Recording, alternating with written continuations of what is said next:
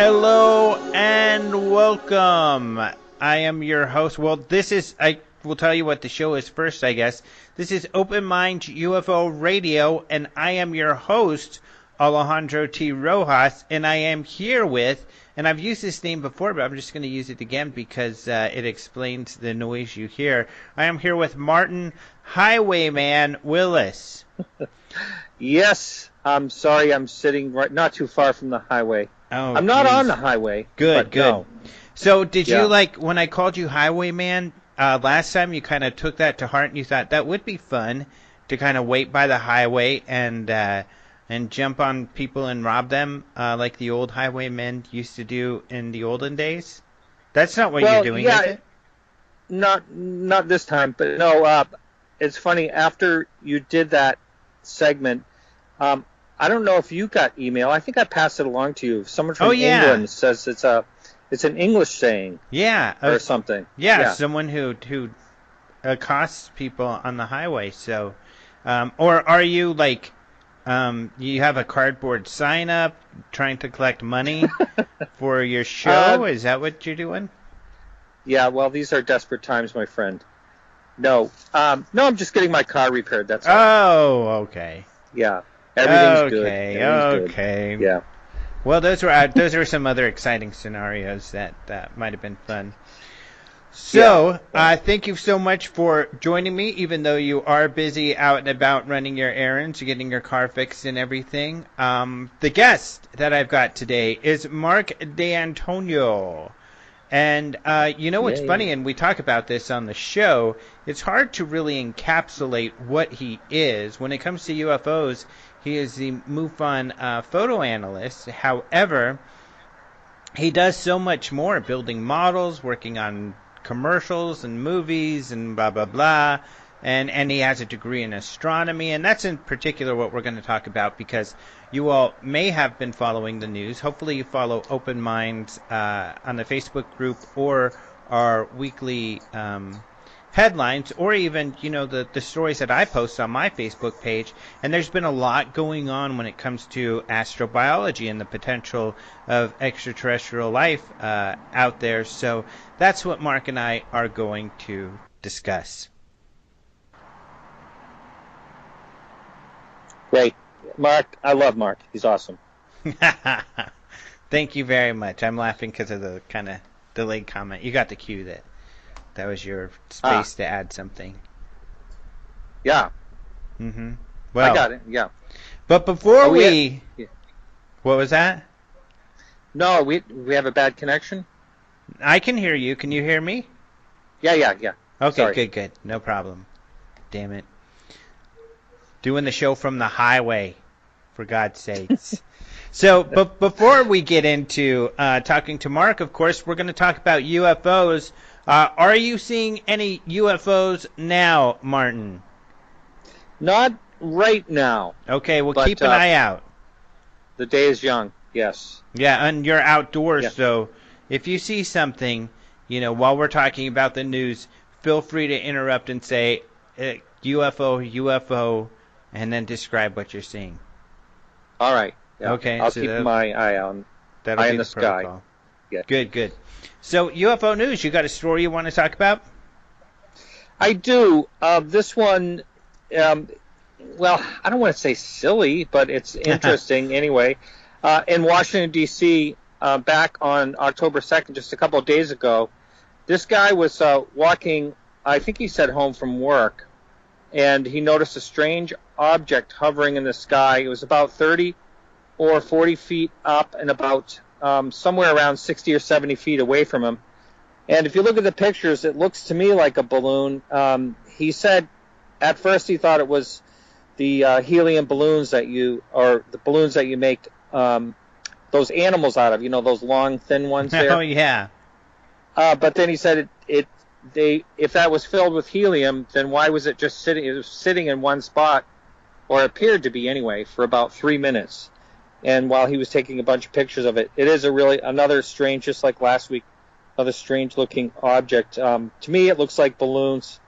But then he ran across the street and tried to get himself right underneath it, and it was gone. It was nowhere to be found. So I thought it was kind of an interesting, picture. Anyway, he did look for any sign of any wire or ribbon or string holding it down. He didn't see any sign of that as well. So it's just one of those, it's an oddball, strange object. Mm-hmm.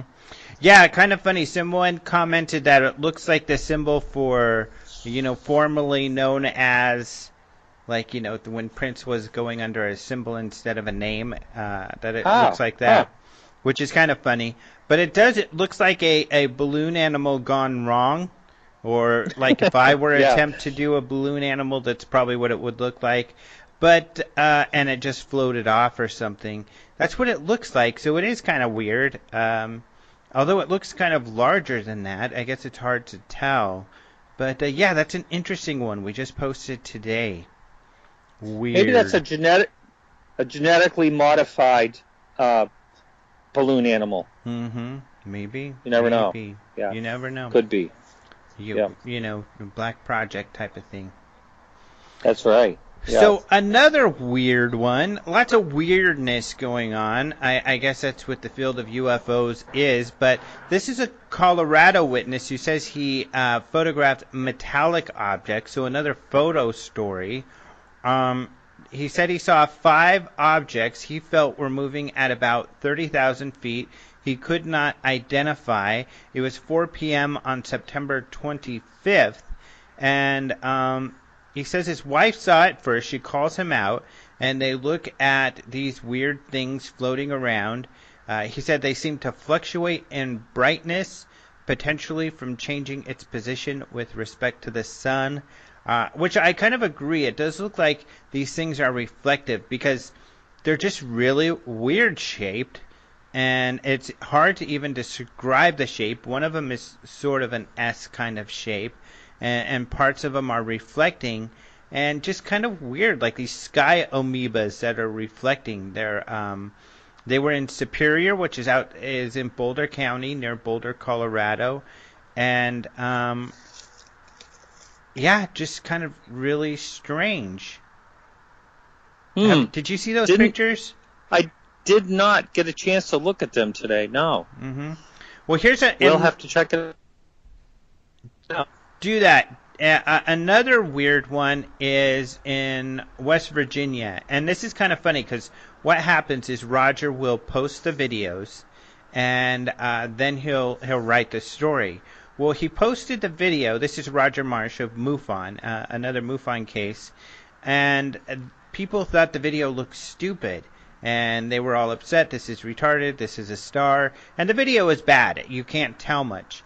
But this witness, what these people didn't know who were watching the video, this witness also took some pictures. And in the pictures, you can tell that the object is just not one point of light, but several points of light, which makes the case much more interesting. So, I mean, they videotaped it with their phone. They said their phone sucks at videotapes, which is true. And then they took some pictures, and the pictures are weird. So, and it all started when in West Virginia, outside of a place called the Stonewall Resort, where this guy was going to getting to his work. And this was at 6:18 a.m., so he works early. This was on September 5th. They went to the top of this hill where they get their machinery out, where it was still dark, and he saw this really bright light. So him and his buddies saw it. They felt it wasn't an airplane. It didn't move like that. So that's when he videotaped it and got some pictures. And it wasn't until he got home and zoomed on it that he saw it was kind of strange. So you can see that in the picture that it is very strange. How about that? Now, I wonder if the new iPhone 7 has any better video quality. I know that they really did improve the camera options and quality, so I'm wondering if the video is going to be better. Because you always sure hear, it is. you know, yeah, I mean, when you try to video something, especially at night, it does not come out well at all. So maybe we'll get some real good footage if it has improved. Yeah. Yeah, so pretty cool. There's another video I'm going to write about today. I did. You can find it on our news. I don't know if you saw this one from Bolton. It turns out it's a MUFON case. But a paper in the this person got something weird on their security camera. They were afraid of robbers, so they set up a security camera. Something made the security camera go off. They think maybe it was their cat. But in this security video, which is only 40 or so seconds long, towards the end of the video, you see this weird light above the houses in the distance, and it goes behind one house, and then you see, you know, once it goes past the crest of the top of the house, it goes by again, but it makes like a left-hand turn, and then comes flying in front of the house, and then the video cuts out. Of course, people are really upset. Why did you stop the video? But they didn't stop it. You know how the security cameras just do it themselves. And it's just trying to record something close, not something in the sky. So, you know, it turned off. But that's another really weird video. I was able to look into the MUFON case. Roger sent me some more information about the case, that what they discovered, the researchers in the UK. So I'm going to write about this one. But that's another one to look forward to. Strange video. Yeah, there's some pretty interesting security camera videos in the past that are kind of unexplained. Really interesting ones. So, yeah, it makes you wonder, especially in England. You know, they say there's not a lot of sightings in England because of the weather, but they have that, I forget what it's called, like the cat TV or whatever it is. CCTV. Yeah. Yeah, where they have cameras all over the place. Yeah. Right. Yeah. So they're bound to catch something one of these days. Yeah. Well, and, you know, the English papers write about UFOs so much. Of course, there's the tabloids who write mostly junk and really poor stuff. A lot of Secure Team or these fake hoaxsters. But the legitimate papers, the local papers and the legitimate ones, they also write a lot about UFOs, but they're like this. They're sightings that are submitted to them or more credible stories. And they've been writing a lot about this stuff, and this is another one of those interesting ones. Now, it appears they talked to the witnesses themselves, so I'll use the quotes that this local paper got. But then these people also luckily went to MUFON, so we have both sets of statements from the witnesses who seem very credible, just kind of curious. And when you see this, the video is really weird. I can't wait to see it. I haven't seen that yet. Man, you're going to have to get to a computer I know. When your car is fixed. That's right. Yeah. Drive straight to the closest computer. Don't try to look while you're driving, though. Yeah. Well, my neck hurts because I've been looking up in the sky. And the only thing I've seen so far is buzzards. That's it. Buzzards? I think they're flying. Yeah, I think they're flying over me, but I'm not sure. Oh, my goodness. Yeah. Well, that's kind of scary. Yeah. Right, yeah. All right. Well, but no UFOs. No UFOs at all? No, not yet. No. Any weird-looking people who could be aliens? I'm in the state of Maine. Okay. That's all I'm going to say. Yeah. Mm-hmm. A lot of weird-looking people, huh? Well, yeah. Well, I don't know. I really shouldn't say anything. Okay. Yeah. I just stay out of Walmart, that's all. Okay. Yeah, things can get scary. That's where things go down. And we're coming up on the holiday season, so these Black Friday sales and stuff, that's when people lose their lives in the Walmart. So that's right. Yeah, coming up here. So, all right. Well, thank you so much, Mr. Martin, for joining us for the UFO news once again. My pleasure, as always. Okay, be safe out there, buddy. And let's go ahead and talk to Mr. D'Antonio. I am excited as usual. I'm always excited when I introduce a guest. I think there's only once or twice where I haven't said I'm excited to have this person on, and I purposely left it out, but to give you some insight.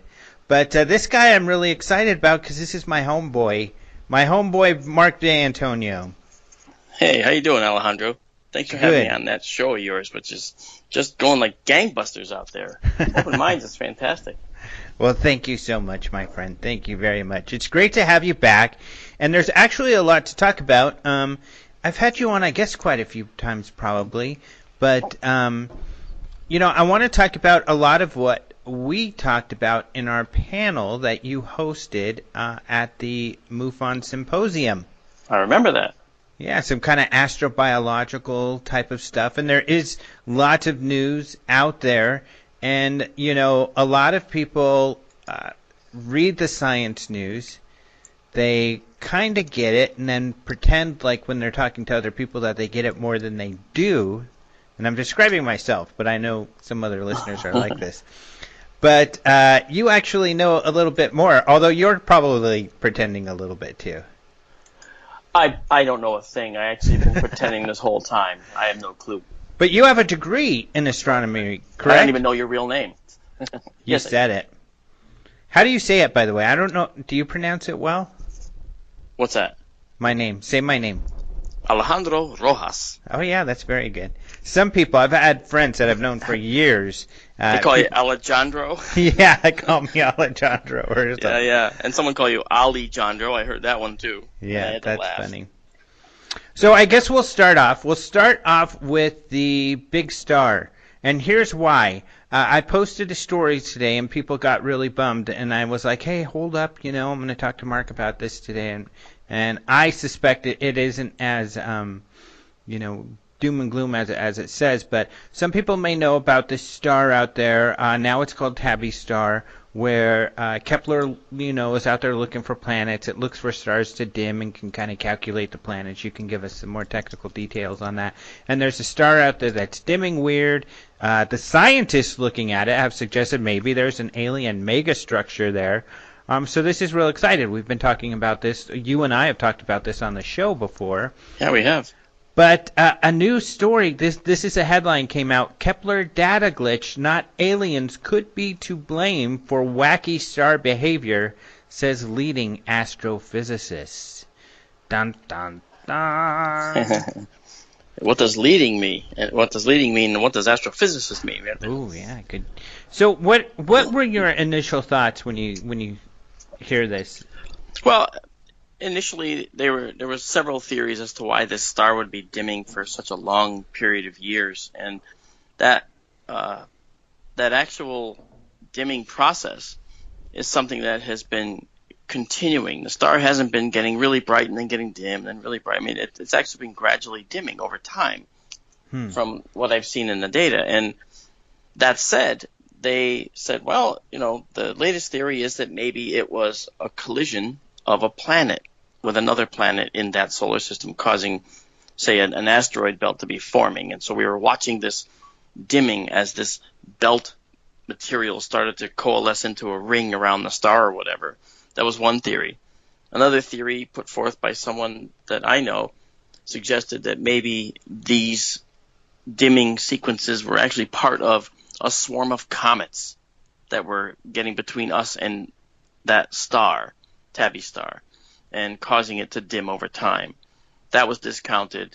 The asteroid belt theory hasn't been fully discounted at this point, but the comets have. And now there is the possibility that the Kepler telescope itself is responsible for this dimming. Now, I haven't read the full data on how technically the dimming could be occurring because, to me, on the outside anyway, looking in, to say that this is a dimming caused by the instrument itself, I have to respond with, wait a minute, the instrument's supposed to be looking for dimming. That's what it's doing. That's what it does. So this would imply a fundamental flaw in the entire Kepler program. Maybe I'm over-exaggerating. Maybe I'm dramatizing a little, being over-dramatic. But I think that this would be, on the outside, I think it's probably a theory that would fit multiple stars, not just the one Tabby star. We should have seen this occurring with other stars, and maybe it is. Maybe we have to readdress all of our findings, except that when you see a dimming with Kepler, that's not what determines whether a planet is in existence. It actually has to be corroborated by a secondary technique independent of Kepler and light curve analysis. Now, light curve is when the star is out there and you have the planet that crosses in front of the star and it dims the light ever so slightly from the star. And I mean ever so slightly, with emphasis on all three words. And that minuscule, minute amount of difference is something that the Kepler telescope is good at picking up. So that's one way to actually see that there's dimming. That produces a Kepler object of interest and a candidate planet. And then several years will pass before that planet is identified as existing or not existing. And that existence will be based on corroboration through radial velocity or another astrometry type approach to the star. Another technique used to measure whether there is something going on at that star other than just a light dimming.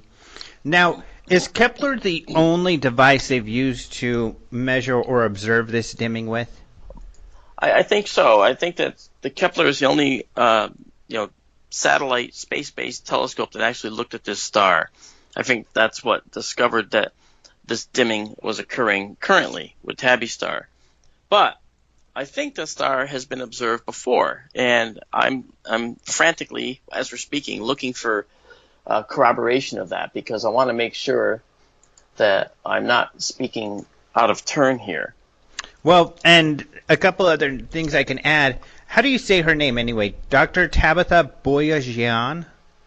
Boyajian. Well done. I mean, I'm an astronomer. I'm not a pronunciation specialist, so I'll go with you on that one. I think that's what it is. But the point is, the star is now called Tabby star, because we used to refer to it as KIC, blah, blah, blah, right. All these numbers. And that's easier than saying Boyajian star. Yeah, exactly. And so she says that she also thought maybe it was a data issue with the Kepler, and he talks about having to do with pixels or something like that. But she says she looked at that very closely, and now many people have confirmed that they all feel confident it's not this data issue. So he wasn't the first one. The guy who they're writing this story about, Dr. Brad Tucker. Yeah.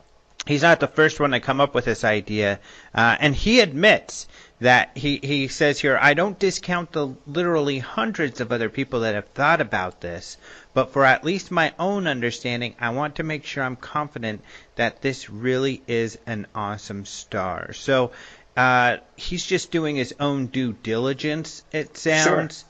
And this newspaper just decided to make a story about it. But before you fear that this whole thing's been poo-pooed and figured out, it has not. It really hasn't.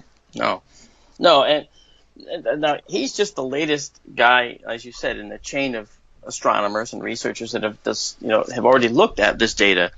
And as you say, they probably decided to make a story out of this, but I don't see a story yet, and that's because the very thing he is saying is the problem is the actual mechanism by which the Kepler works. And I would have thought, as anyone would, familiar with space-based telescopes, that such a problem would have been figured out long ago. Like when the Hubble had a bad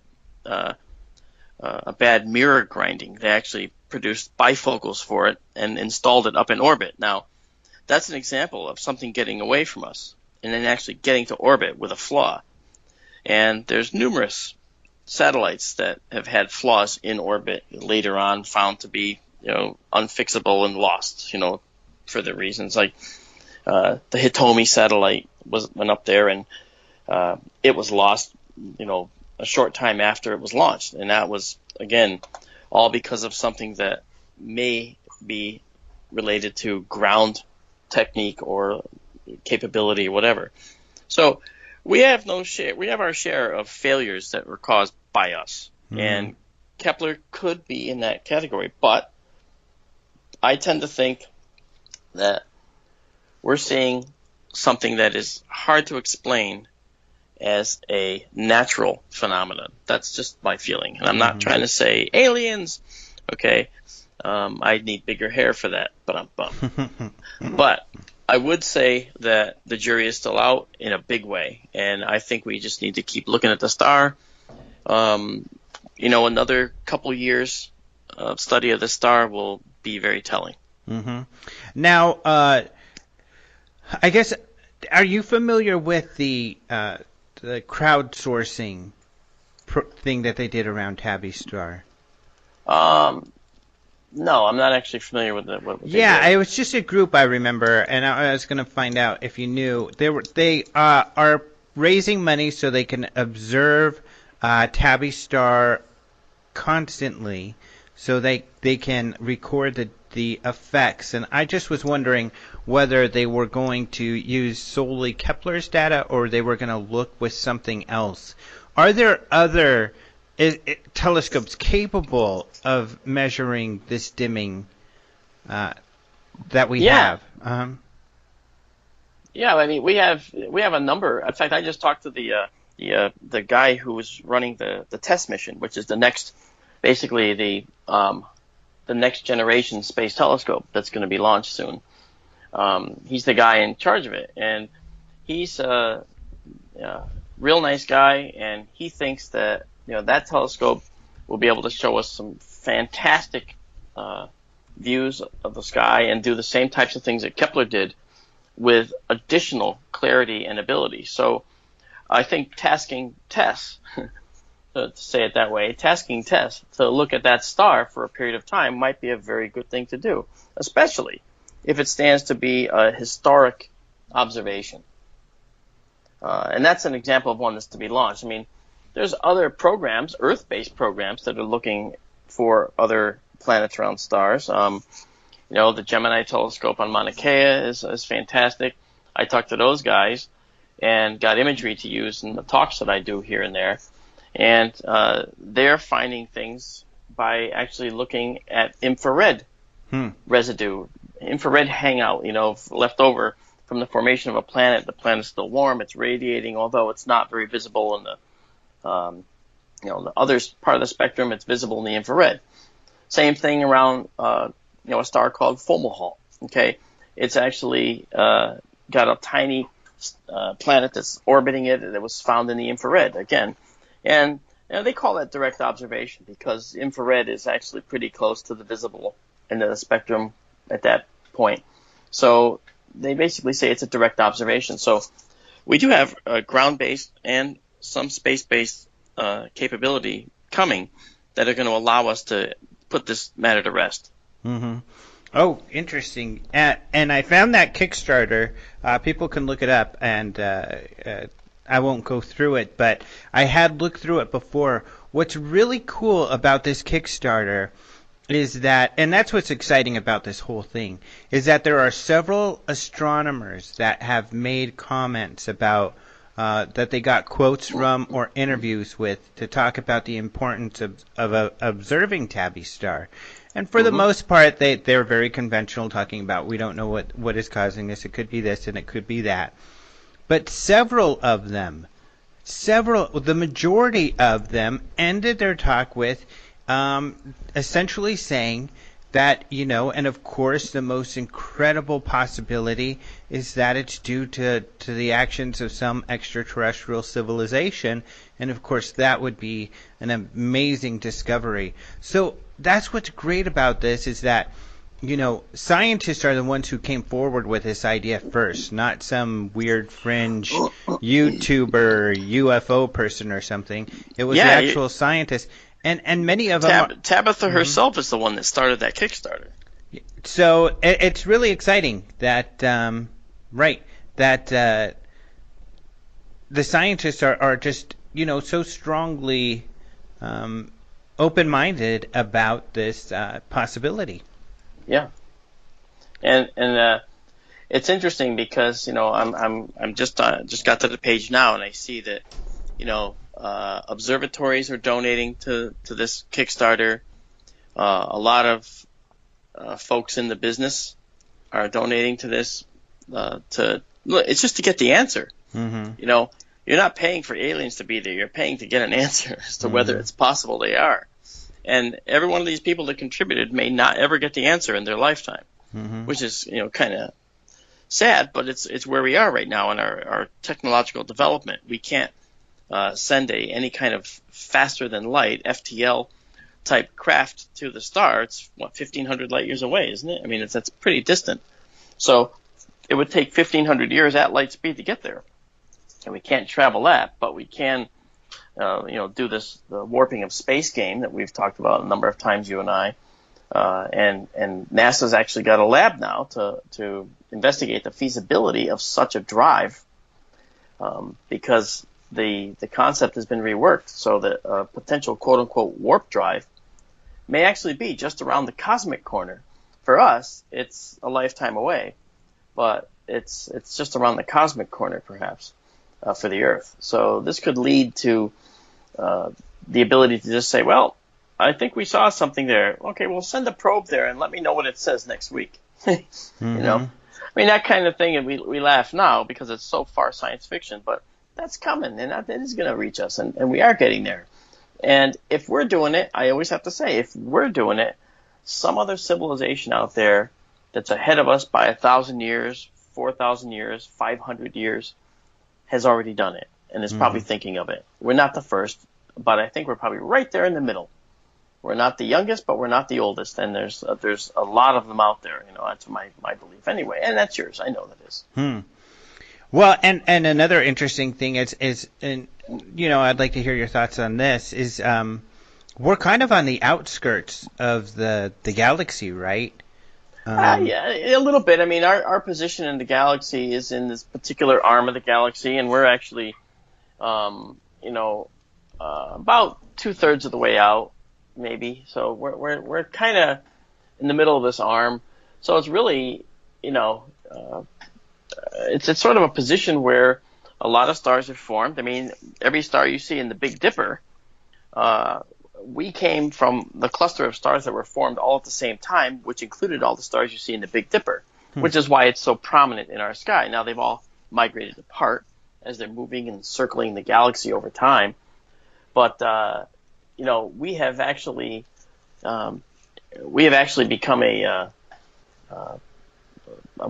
it's sort of a landmark location, because where we are in the galaxy, all right, is a location that we haven't even been able to fully explore. We barely know where we are. In the galaxy, we know we're in the Orion Spur, but we don't know exactly where. Okay, the stars of Orion are nearby, and that's why they're also so bright. Okay, and you ask, what is nearby? What is nearby? We're a galaxy that's. I didn't ask that. You didn't ask that? I was going to, though. You're right. Okay, well, if you do ask that, you say, what does nearby mean? Well, nearby is like 500 light years, 1,000 light years.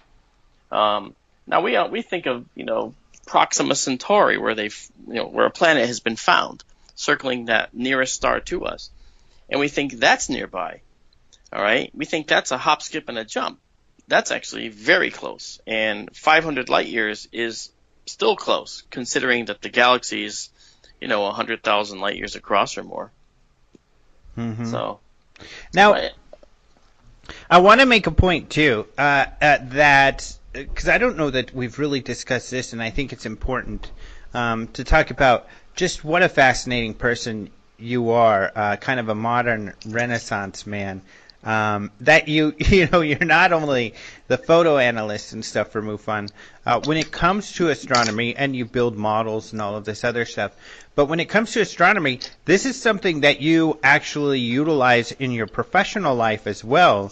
I know, for instance, you build and you have large contracts for building the planets of the solar systems at scale for for events and for places. Yeah, that's true. I mean, we have we did a whole scale solar system for a science museum in Turkey. Oh wow! And yeah, and Jupiter was massive, and of course the Earth was small. You know, but we have ongoing projects where we're doing these big solar system models for all this new construction across the country. We've got over 200 buildings to fill with new solar systems that will keep us busy for many years to come. And you know, we've done most recently. We actually did some NASA work. We did some Martian globe for NASA that was really nice, and that ended up on a 16-foot tall tower on display, illuminated from inside. You know, so you know, yeah. I mean, the planets. You can't argue with an astronomer who knows what the planets look like, right? I mean, and there should be no equivocation. You know, if you don't know if that detail's there, you're not going to put it on there. Whereas someone else who doesn't know the planet would say, they'll never notice, and just put it on.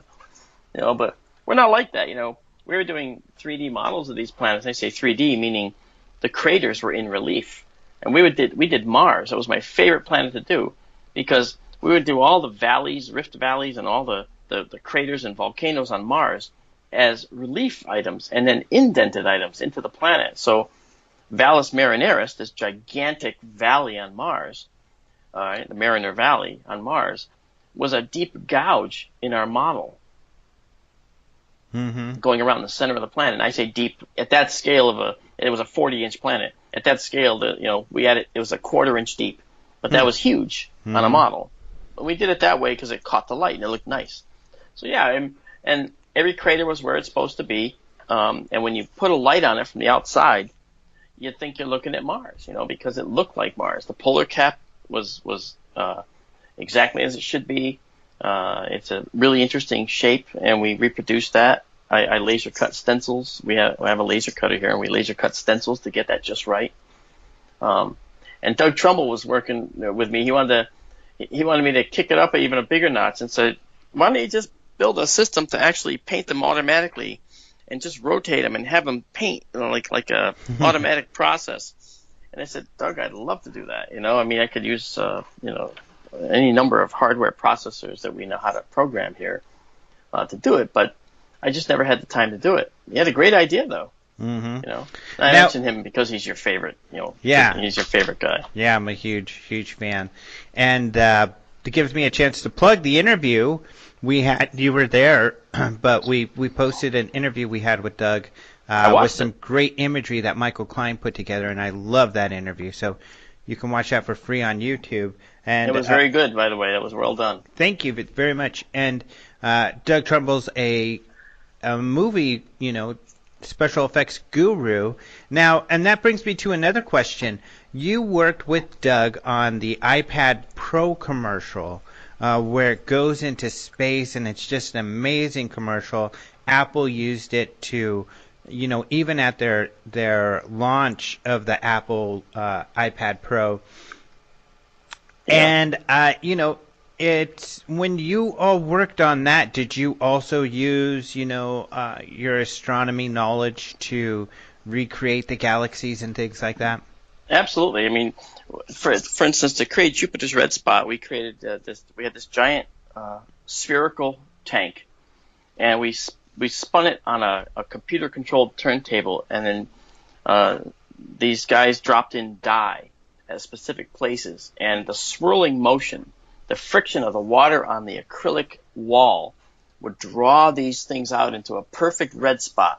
So we actually recreated Jupiter's red spot just beautifully, and it even had 3D depth to it, which is the coolest thing. And then we created a comet, which didn't actually get into the commercial, but it was principal footage that was shot and might be making an appearance later. Cool. And the comet was I plumbed it for liquid nitrogen so that we could actually shoot liquid nitrogen out of it, and then a burst of air as well, so that because it was made up in pieces that all interlocked. It was like an interlocking puzzle, or like a physical Tetris thing, all chunky rock looking stuff. And when the computer would bring the camera down underneath the comet, And this all happened in about 2.5 seconds, but it was shot at very high speed, so it was a slow motion, beautiful slow motion comet. It would break apart and shower down onto the camera with pieces of itself, and it looked like you were traveling into the tail of the comet. You just have to see the perspective to understand how, because you're seeing it from the camera's point of view. And this was beautiful, and the whole time liquid nitrogen was raining down because we were, just blasting liquid nitrogen into this thing, and it was dropping out of the holes and spraying out behind it. Looked like a comet tail.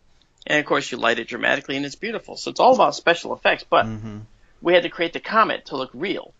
So when Doug says, okay, I want you to make the comet, I said, okay, I'll make the comet, and I know what to make it. I showed him the first time and he says, what the heck is that? I said, that's a comet.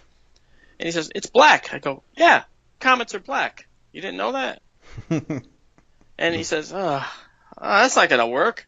And I said, don't worry. When we put the liquid nitrogen in there, it's going to produce a frost. It's actually going to look white on camera.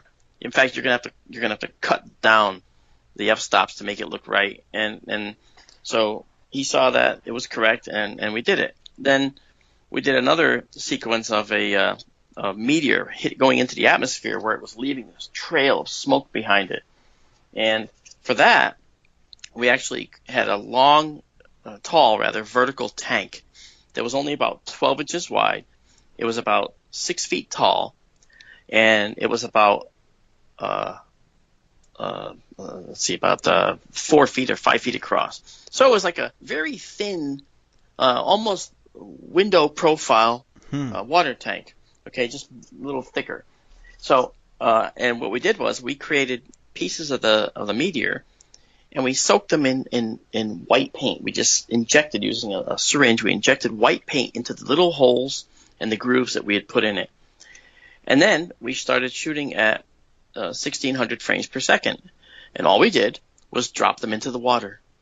And as they dropped into the water, they sailed down, leaving a trail of all this white, cloudy smoke behind them. But no one knew that these were in water, because when they were composited against an atmosphere and moving under you horizontally into the atmosphere, it would actually look like, and it did look like, smoke trailing behind a comet. Behind a meteorite. So, and so we got to use the astronomy and to do that there. And I was his. He jokingly calls me his chief scientist. When we do these things, he wants it all right, because he's not like George Lucas in suspending disbelief. He actually suspends disbelief only to the point where we might be able to see that belief in reality in 100 years or so. So he actually is more of a realistic science fiction guy. Amazing. That's so cool. And you know what? I love to hear these and how fun it would be. I mean, when I wanted to be a rocket scientist at first. When I went to school, it was for aerospace engineering at CU Boulder. Well, that was my intent. I was in engineering. But in physics, in high school, when I got into the advanced physics and everything, it changed the way I kind of viewed the world, really, because, like clouds, that's why I love the liquid methods that you use often, because, when the atmosphere, and I think it's a good way to think of it, is like that layering of... it so is. And so the clouds are kind of scooting across one layer of the atmosphere, and I think that helps me to understand that's why you have all these different layers, and it makes you understand that, just because the wind speed is in one direction at one location or at one height, that at another elevation, it could be totally different, which is important for this field, because... it so is, you're right. You have to be aware of that, as you know. Yeah, ground winds are not the same as winds aloft, and many times, people say it was very calm, yet this thing was racing across the sky. That's because on the ground, the speed was near zero, but once you reach that stratified layer in the air, say 250 feet up, then that thing, which might be a balloon, for instance, was scooting along in that wind column. And, people don't recognize that, nor do they recognize the three-dimensionality of the world. Like contrails seen coming at you will look like vertical lines in the sky. They're often mistaken for rocket launches, and you know this. Mm-hmm. I know this. And so the first thing I do is try and figure out, okay, I believe that's probably an airplane. It's moving too slow to be a rocket. So which airplane is it? And that's readily available from ADS-B data and other information. You can actually figure out what aircraft it was, for instance. So, having a knowledge of the atmosphere as a medium that leaves tracks and traces. The clouds are an artifact in an atmosphere. They're an area in the atmosphere where the density is different. They're an area in the atmosphere where the components are slightly more concentrated or different. And then translating that to creating a visual effect, say, is sort of a piece of cake. You just find, if we want to create clouds, then we have to create dyes, for instance, that won't dissipate and stay pretty much together while you release them. And thus you have the appearance of a thick cloud. Okay, creating nebulas. We create a lot of nebulas this way. Everything you saw, and if you saw the iPad Pro commercial, Great Big Universe, everything you saw in there except at the end was all done practically, meaning it was all done with an actual physical effect. There weren't any CGI components before that. Mm-hmm. When they pulled out and showed the iPad on the screen and the person fingering, the screen and moving around, that was all, the CGI stuff. But everything up to that point was real, actually done in the studio. Yeah, so cool. We saw it just like you saw it, which is really cool.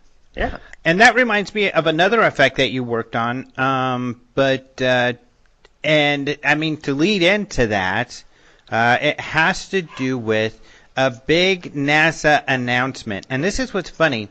Now, NASA keeps doing this, and it's always kind of I think especially for the general public, it's kind of a cry wolf type situation where NASA says we're going to have a press conference because we figured something out really cool. And I think scientists get a little more excited about some of this stuff than the layman. But, of course, you and I get excited about it. Of course we do. There's also this kind of allusion to astrobiology and the discovery of alien life, and the media especially is always like, are they going to tell us they found an alien microbe or something like this? And that typically doesn't turn out to be the case. Even in this one, NASA said it's not alien life. They even came out and said we're not going to be talking about that. But they did talk about it's somewhat related in that they feel that it, and you can explain how, but you know what I'm talking about, right? I think you're going to tell me about the icy geysers of Enceladus. Exactly, Enceladus. Yeah. Enceladus is a little 300-mile diameter moon of Saturn, and it's covered in ice, thick ice. It has a mantle of ice on it, and I mean a mantle meaning covering, not the mantle of the planet. And this covering of ice has cracks in it. Now, the orbit is not perfectly circular, so at one point in its orbit, Saturn's gravity actually compresses the moon a little bit. Actually, tidal forces squeeze the moon and cause those cracks to open up. And that's when it spews, as we've seen, icy water from its southern hemisphere geysers. Then, after it passes that point in the orbit, that ceases because the gravitational forces are no longer tugging in the same way. The fissures close up, and the geysers stop billowing, this ice water. However, what's interesting is, that's the mechanism that causes it. Now, fascinating topic about Enceladus is that this has been happening forever, since the moon formed. So we're seeing that there's a lot of material inside of Enceladus to spew out. Now, that led to other studies to indicate maybe Enceladus has a slushy ocean underneath, kind of like Jupiter's moon Europa, and you don't want to confuse the two. Europa's much bigger, all right, has a similar icy sheath, but has up to 100-mile deep ocean beneath its icy crust. Enceladus, on the other hand, is tiny. It might have a slushy water ice component, But we see along that southern hemisphere, we don't see just water. We also see some complex molecules that are being deposited out there. This indicates that we see the building blocks of life, because they're building blocks of life, being formed in a lot of places that seemingly are inhospitable throughout our solar system. And this is very important for when we're looking for life. It's also the premise of the book I wrote called The Populated Universe, which talks about these building blocks of life that are found almost everywhere we look. They're even found in hot Jupiters that are so close to their star that they're not even able to change the direction. They can't orbit. They're actually locked facing the star. That's called tidal locking. And even in the atmospheres of those planets, we've been able to detect some strange compounds and things that are forming. And this is the kind of science that we're heading for. And we're going to use the science of Enceladus, the science of Europa. We're going to find, I think we're going to find that Europa around Jupiter now, bigger moon, okay, more ocean. I think we're going to find that the water underneath that crust is highly oxygenated. Now, that means two things. It means, yay, oxygen. That means life could exist. Yes, but it also means highly acidic too, because whenever you have highly oxygenated water, you also have some acidic content, and water can be highly acidic. Now, that doesn't mean life can't exist. Just look in the Yellowstone hot springs, for instance, or look at some of these very inhospitable acidic lakes that are on the planet Earth. There's bacteria that are thriving in these environments. So this brings up the concept of extremophiles, extreme forms of life that can live anywhere. And you know this, I think you did a story on this. There's even the microbes on the outside of the International Space Station that were discovered, right? So these are all very important aspects of the search for life. And we're not just searching for life like us. We're searching for life not like us, primarily, because that's probably more readily present. Mm-hmm. Now, these geysers on Enceladus, the way the story was framed is that NASA wasn't 100% sure there were geysers, but that's what was kind of even more of a letdown from the press release, but that they were saying they're pretty sure, they're a little more sure than they were before, that these geysers exist. Yeah, I mean, there's a number of photos that people can look up online that show up these wonderful backlit images of Enceladus, and you can see stuff spewing out of very focused focal points on the moon. This is water ice, along with some complex molecules that are being spewed out of there, and it's not that these don't exist. The question you want to ask is, how long will they exist?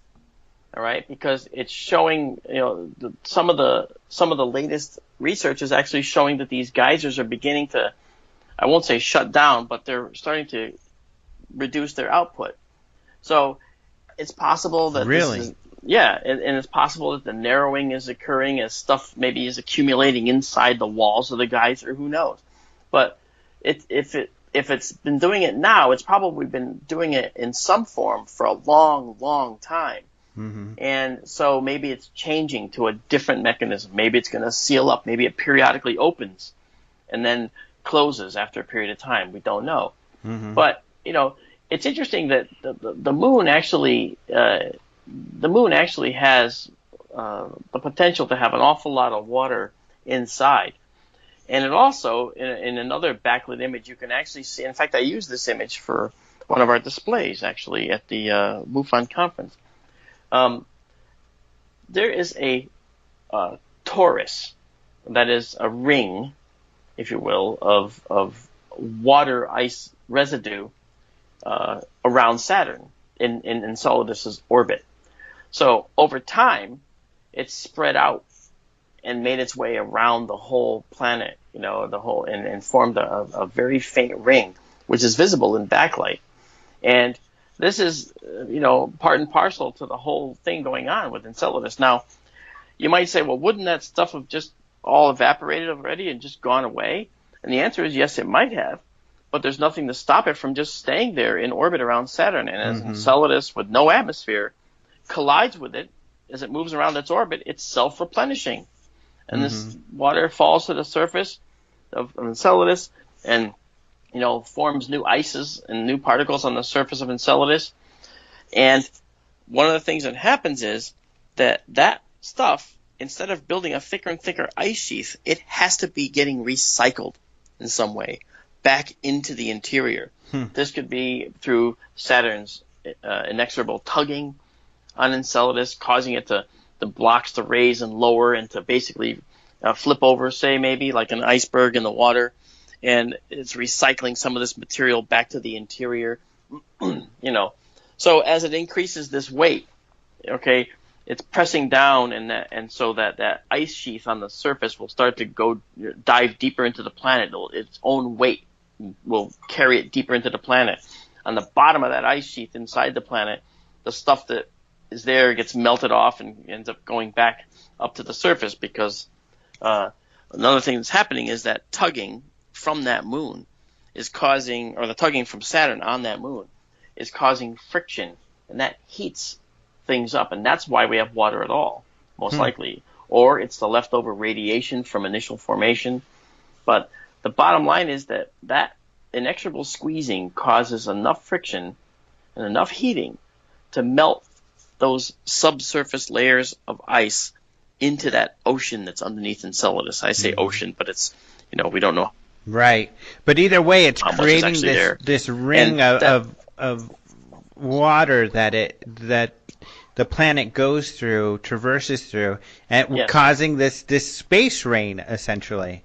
That's correct. I mean, if you're on Enceladus, you might actually find a fine, misty, ice covering on your spacesuit over a period of time. I can't say how much because I don't know the density of this material that's falling on them. But yes, and over time, if you had an instrument that you placed on Enceladus, you would probably find, if you came back 5 years later, that it was encrusted with this ice. That's crazy. That's a transport mechanism. Something's transporting it, and it's the orbit of Enceladus itself spewing this up, and then it's that stuff that's spewed out is going to stay in orbit. There's no reason for it to go anywhere else. And as the particles collide with other particles in Enceladus's orbit, they reach an equilibrium velocity, an angular velocity, in which they end up going around the planet the same way as Enceladus for all time. When it comes to this space rain idea, you're probably aware of this, and I can't say the name of the guy who is the main scientist, Warken Shermby or something like this. It's not because it's anonymous, it's just because I can't pronounce it. But I think it's the University of Edinburgh in conjunction with the University of Alabama. We had Richard Hoover, who's part of this group of astrobiologists, and Hoover worked for NASA on their astrobiology team early on, and he's since retired. But there's still this group of astrobiologists who, for instance, defend the Mars rock that Clinton famously talked about possibly having evidence of extraterrestrial life, but it's still under debate. He talks about the possibility that Earth experiences space rain, and some of this rain accounts for the red rain that has been, anecdotally talked about, people seeing red rain, and that rain he feels could hold, extraterrestrial microbes that could have, kind of brought life to this planet. Do you know much about that topic? Well, I do know that the red rain has been reported. It's not just red. I mean, it's been different colors. It's been yellow, green, and other colors. And it would stain your clothes. I remember this, and one of the things that I remember was that it was actually algae that was actually sent airborne through some mechanism. Possibly like a water spout, Well, certainly a water spout would do it, indeed, yeah. And this has happened in places like India and other countries where this red rain has occurred. And it's called the blood rain, and of course, because it's associated with blood, it becomes a very spiritual thing to a number of people. Mm-hmm. And a water spout, so people know, is when a tornado essentially goes over a body of water. That's right. Sucks the water into the air. It's like a giant straw that pulls that water up and spews it for miles many times. And so it's possible that the red rain has been, I don't know. I mean, I know there's a panspermia. That's obviously the life from out there getting here hypothesis. And we thought that maybe the red rain, I know that the panspermia hypothesis talks about red rain as coming from comets at some point in the past, or meteoric material, that stuff. Was it possible then that we move through, and I think we have, we move through, let's say, the tail of a comet, and then that ice rains back down on our planet? Well, I can say, yeah. I mean, of course, it's possible. In fact, it's not only possible, it's guaranteed, because we actually, every time we go through a cometary tail, we see a meteor shower, and that's what meteor showers are. Mm-hmm. It's going through the dust tail of a previously passed comet that came by. So when a comet, the funny thing about comets is they leave a trail behind them the whole way, okay? And this is especially interesting in light of the fact that the Rosetta mission just terminated the past week. And that cometary tail that they leave behind them is actually a dust tail. But there's also a chemical reaction, an electromagnetic reaction that occurs, and there's an ion tail that's also created. Now, the ion tail always points, okay, in a direction that is away from the sun, and the dust tail just goes to wherever the orbit of the comet was. So a comet can have two tails in the sky, and that dust tail is the thing that creates the meteor showers and what you're talking about, the possibility of that cometary rain of debris coming down on our planet. And there's no doubt that this has happened in the past, and in fact, there's no doubt that comets have actually struck us, delivering a huge amount of water to our planet. And when you look at our oceans and the size of our oceans, you say, oh, it couldn't possibly have had that many cometary strikes to make up that kind of water. And that's probably true. But we have had billions of comets strike this planet over time. And that is during the early era of bombardment. In the first billion years or so of our formation, there was an era where we were constantly bombarded by all manner of comets and meteors and asteroids, and in one planetary-sized body, which is the thought process behind which the moon was formed. When it hit the Earth and split the Earth off and into a small chunk came out, and that was the moon. So there's that possibility. So the panspermia approach from comets is not so far-fetched, actually, because we certainly owe a great deal of our water to cometary impact from a long, long time ago. Mm-hmm. So, and if there was some sort of impact and a piece of the Earth detached, it could take with it earthly extremophiles, which then could rain down on some other planet, populating that planet. That's an interesting point that no one's ever made, and I like it. Ooh, thank you. You're welcome. I mean, the thought is, I give huge credit where credit is due, and that was a good thought. I actually never thought of that. The thought that maybe these impacts hitting Earth took away, I'll call them panspermatic particles, okay, I don't know what else to call them, that led to some other planet having microbes, maybe Mars. Okay, maybe it was both directions. Maybe we've been struck by Martian asteroids and meteorites in the past, but maybe Mars has been struck by Earth-based asteroids, and maybe any microbes found on Mars might look very much like microbes here, because they came from here. And this object, should it have dislodged, would have a tail as it went to go seed another planet, so it's kind of like Earth sperm. It's an Earth sperm at that point, We're running out of time. I'm sure the look on your face is priceless right now. Okay. I wish I could see the look on yours. I mean, the wide eyes and the eyebrows up in the air. Oh. Like, I can't believe he just said that. You know? But speaking of Enceladus and models, you've created a model of Enceladus for NASA's unexplained files. Is that true? Yeah.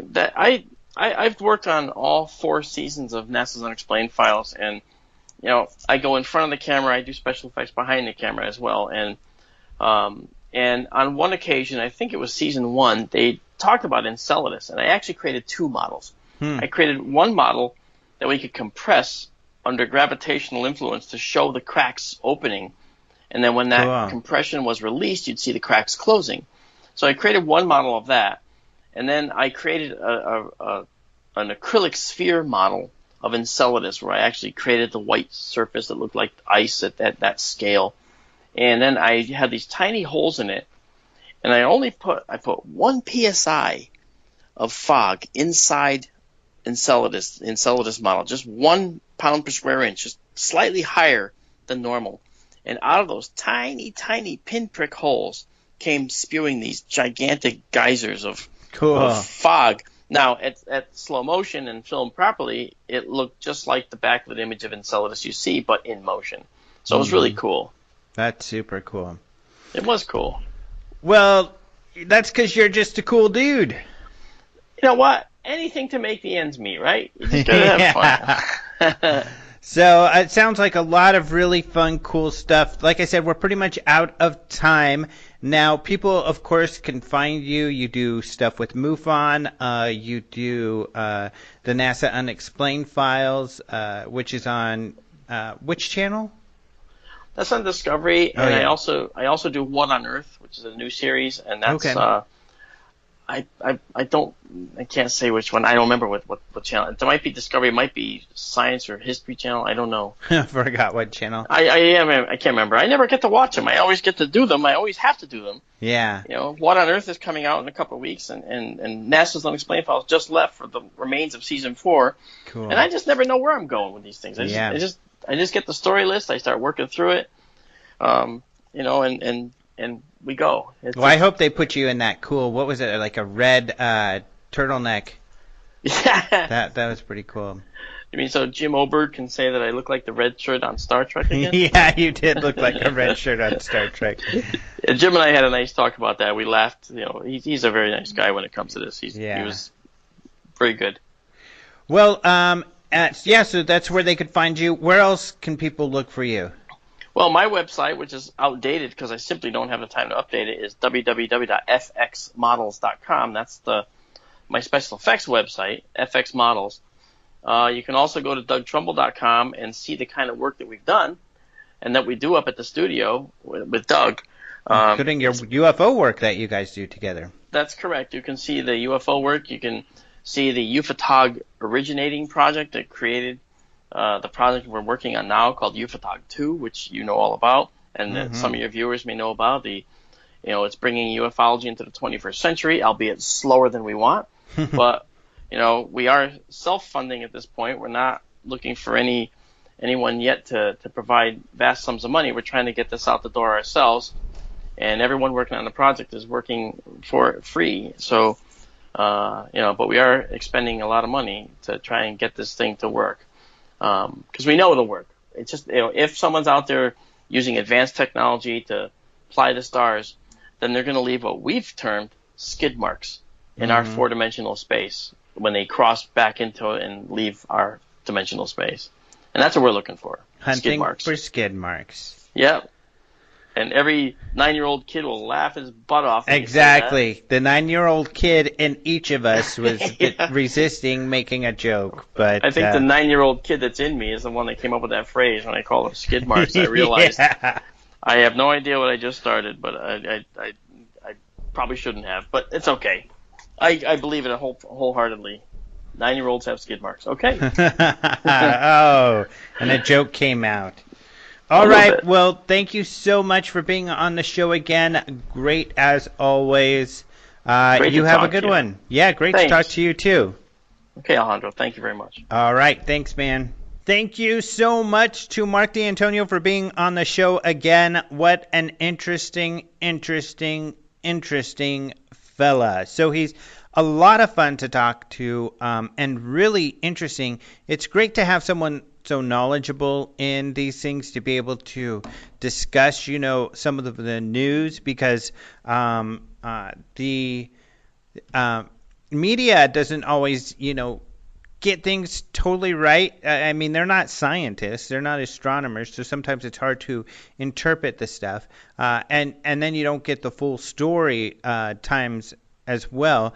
Plus, there's a lot of implications, so there's a lot of questions and possibilities. So it's a lot of fun to have Mark there to be able to talk to, and it's just fascinating. I hope you all find it very fascinating as well, because mainstream science, it's twofold. First of all, they seem to be on the cusp. They're on the verge of finding some sort of life, even if it's in a microbe. But the second of all, this whole Tabby star thing just demonstrates how open many scientists are to the idea of extraterrestrial life, and even intelligent extraterrestrial life. So I think that's really, really important. Otherwise, thank you so much to Martin for joining us for the news, even though he was out and about today. And thank you to you all for listening. Thank you to Caleb Hanks for the opening and close music. A couple notes when it comes to the UFO Congress. Last Friday was the last day for the super early bird. Oh, you missed it. Oh, no. But, I love you. So, we have created these social media codes. Social Fool and Social Speakers. When you register online, if you use those codes, they will be good until Monday. That's right. Almost a week away, 6 days away. They'll be good until then, so you can still get the super early bird special. Huh? Hooking you up, peeps. And the reason that's so important is because the speakers are so cool. I've posted more speakers. I'm posting a speaker this week that's going to be super awesome. You'll hear more about that in time. I might have already told you guys, because I tell you guys everything. But anyways, it's going to be really cool. So that's where you'll be able to get, remember, it's Social Fool or Social Speakers. Social Fool you use for the full attendance tickets, or if you're getting the speaker-only tickets, then you use Social Speakers. You can check our social media for more information about that, meaning our Facebook and our Twitter. We have a new UFO report that we posted on Friday, so check that out on our YouTube for free. Also, go to openminds.tv, not just for all the stories that Martin and I talked about earlier, but you can also go there to join our email list. That's very important, because if you join our email list, then you'll be updated on everything that we do new, including specials and discounts. Getting on that email list is just so very, very important. And it's cool because I love putting them together, because it just shows, over a 2-week period, which is usually when we put them out every other week. If something really cool is going on, then we'll give you an update. And we've got a lot of cool stuff going on these days. But how much stuff we actually do in a couple weeks. Tons of great stories, podcasts, YouTube videos. Oh my gosh, we're hooking you guys up. And the reason that especially it's good to let you know about our podcast is because we've been a little bit infrequent lately. And I do apologize. I'm only a day late on this one. I've just had a hard time scheduling guests recently for some reason. Just bad luck connecting with people and getting able to work with schedules and stuff. Which reminds me, if you have someone that you would love to hear on the show, either have them on again, or for the first time, let me know. Email us at contact@openminds.tv. Remember, that is contact@openminds.tv, and send us a suggestion, or send something over Facebook or wherever. That's cool too. But you all heard I was very enthusiastic, once I came back from vacation. I'm going to do shows and stuff like that. And I've been trying, people. But we're going to have a lot of great shows coming up. So no worries there. Otherwise, I guess that's all I got to say for now. Visit openminds.tv for more. And of course, the last people I like to thank are you all, the listeners. Thank you all so much.